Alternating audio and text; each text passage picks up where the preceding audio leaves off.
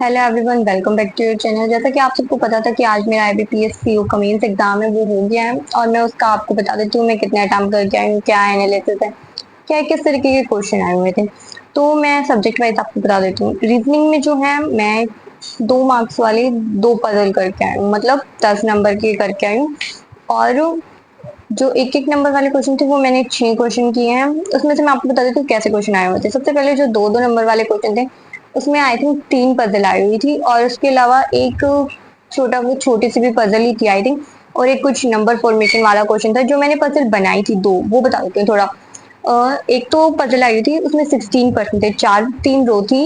एक row first ऊपर, second में 8% थे, फर्स्ट और थर्ड में 4-4% थे, सेकंड रो में 8% थे। जो फर्स्ट वाले थे वो सेकंड वाले के 4% को फेस कर रहे थे, और सेकंड वाले भी फर्स्ट वाले के परसेंट को फेस कर रहे थे। और जो सेकंड थे, मतलब सेकंड के जो बाकी के 4% बच गए, वो थर्ड रो में जो नीचे पर्सन थे ना उनको फेस कर रहे थे। इस तरीके से बनी हुई थी। वो इजी पजल थी, डुएबल थी बिल्कुल, अगर हम थोड़ा सा दिमाग लगाते हो। हाँ, थोड़ा टाइम कंज्यूमिंग थी। तो मैंने 2 पजल की थी, उसमें मेरा सारा टाइम निकल गया था। तो उस वो इजी थी, हो गई थी। उसके अलावा एक जो है आपकी कम कंपैरिजन बेस्ड नहीं, एक सीनियरिटी के हिसाब से जो आती है ना, कि असिस्टेंट है, क्लर्क है, इस तरीके से। मुझे ये याद नहीं है कि वो उसमें दे क्या रखा था। I think junior assistant, senior assistant, इस तरीके से 6 लोग थे। उसमें 6 स्टेट्स भी दे रखे थे, 6 पर्सन दे रखे थे, और 6 स्पोर्ट्स भी दे रखे थे। मतलब 3 चीजें हमें अरेंज करनी थी, एक चीज को फिक्स मान के बाकी की 3 हमें अरेंज करनी थी। ऐसा क्वेश्चन था, बिल्कुल टेबल था, साथ के साथ कनेक्ट हो रहे थे पॉइंट्स, वो बिल्कुल इजीली बन गया था। तो एक मैंने वो बनाया था। तो मेरे दो ये 5-5 क्वेश्चन हो गए थे, दोनों पजल में 5-5 क्वेश्चन आए हुए थे। 20 मार्क्स मेरा सीधा इससे बन गए थे। उसके अलावा फिर मैंने एक एक मार्क्स वाले क्वेश्चन किए। एक एक मार्क्स क्वेश्चन वाले में मशीन इनपुट आया हुआ था। मशीन इनपुट में जो बन रहा था वो बिल्कुल इजी था, लेकिन मुझसे उस टाइम पे नहीं बना। जो वर्ड दे रखे, जो एक तो लेटर्स और नंबर्स वाला था, जो वर्ड्स थे ना वो 4 लेटर्स के वर्ड थे, और जो सेकंड और थर्ड वर्ड था उसको इंटरचेंज करना था बस। वो कई देर तक तो मैं सोच रही, मैं अल्फाबेट वाइज उसको अरेंज करती रही, लेकिन वो बन ही नहीं रहा था। फिर बाद में दिखा कि सेकंड और थर्ड इंटरचेंज हो रखा है बस। फिर वो लास्ट में जाके वो तो बन गया था, लेकिन नंबर वाला मुझे लास्ट तक समझ नहीं आया। लेकिन फिर भी उसके 3 क्वेश्चन थोड़ा सा आइडिया लगा के, क्योंकि मैंने बाकी वर्ड्स के हिसाब से और ये समझ आ गया था मुझे कौन सा नंबर कहाँ पे लगना है, लेकिन उस नंबर को चेंज कैसे करना है मुझे ये समझ नहीं आ रहा था। तो उससे आइडिया लगा के मेरे क्वेश्चन वो बन गए थे। 3 क्वेश्चन मेरे उससे बन गए थे। टोटल 4 ही क्वेश्चन आए हुए थे, एक नहीं बना था, क्योंकि उसमें कुछ ज्यादा ही पूछ रखा था कि 7 से डिवाइड होगा, इस तरीके से 3 पॉइंट दे रखे थे थोड़े लंबे लंबे, उनको सोल्व करना पड़ रहा था। तो वो सोल्व नहीं हो सकता था बिना नंबर्स निकाले। तो एक वो रह गया था। उसके अलावा मेरा टाइम खत्म हो गया था, फिर मेरे पास सिर्फ 2-4 मिनट बची हुई थी। तो मैंने 2-3 क्रिटिकल रीजनिंग के क्वेश्चन किए थे। उसके अलावा फिर इतना ही हुआ था रीजनिंग में। और बाकी क्वेश्चन क्या हुए थे मैं वो और बता देती हूँ। एक क्वेश्चन था, एक पजल थी जो मैंने ट्राई की थी, उसमें मेरी 4-5 मिनट चली गई थी, लेकिन वो लास्ट तक मेरे से बनी नहीं। 2 मार्क्स में थी वो पजल, मैं सोची थी ये भी बन जाए तो अच्छा स्कोर हो जाएगा। तो उसमें क्या देखा था कि पहले तो एक सर्कल में अरेंज करने हैं, 4% इन 4% आउट। वो सर्कल में अरेंज मेरे से हो गए थे। उसके बाद सर्कल में अरेंज करने के बाद उनको स्ट्रेट लाइन में अरेंज करना था, और ऐसी कुछ कंडीशंस दे रखी थी कि जो पर्सन बाहर देख रहे हैं हम वो साउथ में देखेंगे, जो अंदर देख रहे हैं वो नॉर्थ में देखेंगे, और जो स्ट्रेट लाइन में बैठेंगे ना, नॉर्थ साउथ ऐसे देखेंगे, मतलब सेम डायरेक्शन में नहीं देख सकते। और जो पर्सन सर्कुलर में एक साथ बैठे हैं, मतलब अगर डी बैठा है उसके साइड में एफ और जी बैठा है, तो वो नीचे वाले में सेम नहीं बैठ सकते, मतलब उसके साइड में नहीं बैठ सकते। ऐसे बहुत सारी कंडीशन, मतलब 4-5 कंडीशन दे रखी है। वो मैंने बहुत ट्राई किया, मुझसे वो बना नहीं। उसके अलावा फिर हम मैथ की बात कर लेते हैं। मैथ में जो है, वैसे आपको पता है मेरा मैथ थोड़ा वीक है, लेकिन फिर भी डुएबल क्वेश्चन आए हुए थे तो मेरे से हो गए थे। 2-2 नंबर वाले में मैंने 4 क्वेश्चन किए थे। उसमें मोस्टली जो क्वेश्चन आए हुए थे वो क्वाड्रेटिक से रिलेटेड थे, मतलब क्वाड्रेटिक इक्वेशन दे दी, उस इक्वेशन से रिलेटेड वैल्यू निकालनी थी, जैसे क्यू पी, उसके बीच बीच में कुछ दे दिया, थोड़ी बड़ी इक्वेशन, वो क्यू पी की वैल्यू निकालने से फिर हमारे आगे सोल्व हो जा रहे थे। ऐसे ही 2-3 क्वेश्चन थे ऐसे 2-2 नंबर वाले में। उसके अलावा एक कुछ और क्वेश्चन था, अब मुझे क्वेश्चन याद नहीं है, लेकिन मैंने 2-2 मार्क्स वाले मैंने 4 क्वेश्चन किए थे। उसके बाद 1-1 मार्क्स वाले में एक तो मैंने डीआई की थी, वो डीआई जो है डुएबल थी, लेंथी थी बट डुएबल थी, तो वो मैंने कर ली थी। उसमें जो है चॉकलेट का कुछ दे रखा था, पहले तो नंबर्स दे रखे थे आई थिंक, हाँ, बार ग्राफ दे रखा था, उसमें लिख रखे थे वो सीधा सीधा हमें नंबर उतारने थे। उसके बाद फिर नीचे एक इक्वेशन दे रखी थी, जो क्वाड्रेटिक इक्वेशन होती है वही दे रखी थी, उससे हमें वैल्यू निकालनी थी पी और क्यू की, पी क्यू और एक्स की। उससे वैल्यू निकालने के बाद जो पी में कुछ डिफरेंस आ रहा था, मतलब पी की दो वैल्यू निकल रही थी और क्यू की तो सिर्फ एक नेगेटिव थी एक पॉजिटिव, तो पॉजिटिव वाली लेनी थी। तो जो और पी वाले जो डिफरेंस आ रहा था उसको एक्स मानना था। और उसके हिसाब से जो हमारे जो दे रखे थे ना, दूसरा एक टेबल दे रखी थी साइड में कि वेनिला और चॉकलेट, दो तरीके की चॉकलेट थी, वेनिला और चॉकलेट दो तरीके के केक थे।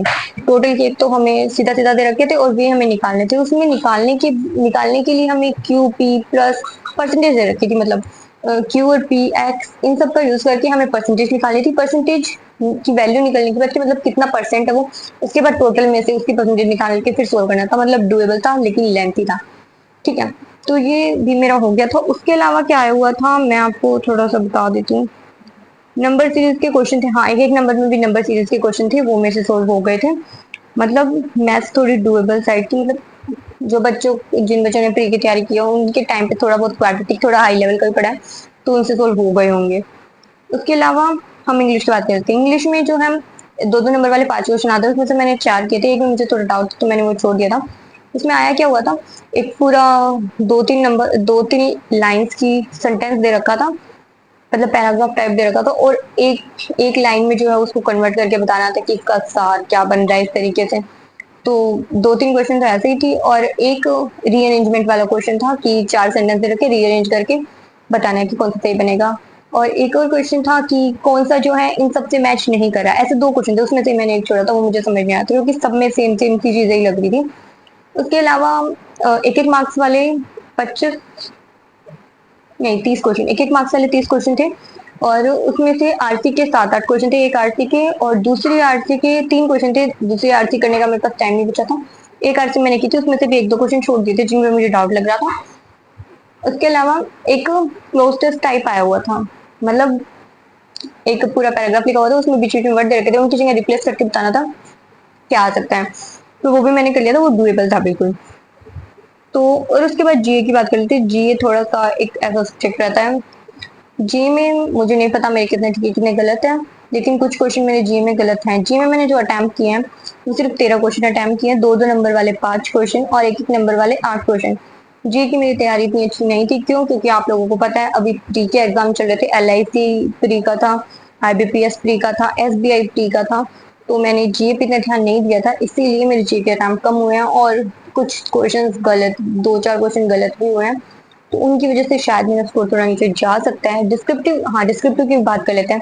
डिस्क्रिप्टिव में दो चीजें आई थी, एक आरसी एक ऐसे। ऐसे के दो टॉपिक थे, एक तो बायोडाइवर्सिटी लॉस को लेके और उसके कंसर्न्स क्या हो सकते हैं वो था, और दूसरा था कि स्पीच को लेके कि लोगों को हर चीज बतानी चाहिए और गवर्नमेंट जो है नहीं बताती कि वो सेंसिटिव टॉपिक हो सकते हैं, इस तरीके से लेके कुछ था। और एक लाइन लिख रखी थी, उसके बारे उससे रिलेटेड आपको एक्सप्लेन करना था, मतलब पूरा ऐसे लिखना था। और जो हमारा आरसी का टॉपिक था ना, वो एआई से रिलेटेड था, और उसके ऊपर 4 क्वेश्चन आए हुए थे, उसमें से ही पढ़ के बताने थे।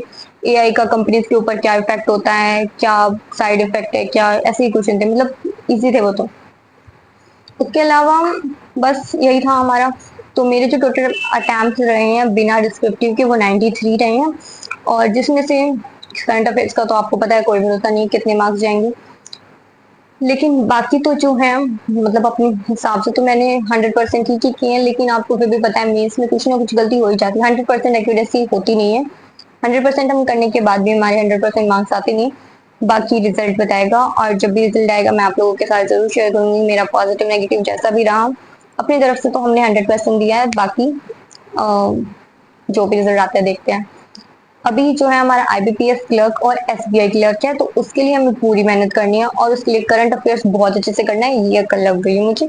अब करंट अफेयर्स हम बिल्कुल अच्छे से करेंगे, और करंट अफेयर्स के लिए हम डेली टेलीग्राम पे क्विज भी करेंगे, और मैं नोट्स बना के अच्छे से करूंगी, और मैं आप लोगों के साथ भी वो शेयर कर दूंगी। अगर आप लोगों को भी उसमें से रिवाइज करने हो तो आप लोग भी कर लेना, ठीक है? ठीक है, अपने आगे के जो मेंस एग्जाम बच्चे हुए IBPS clerk, SBI clerk, RRB PO RRB clerk, उनके लिए पूरी तरीके से अच्छे से लग जाओ।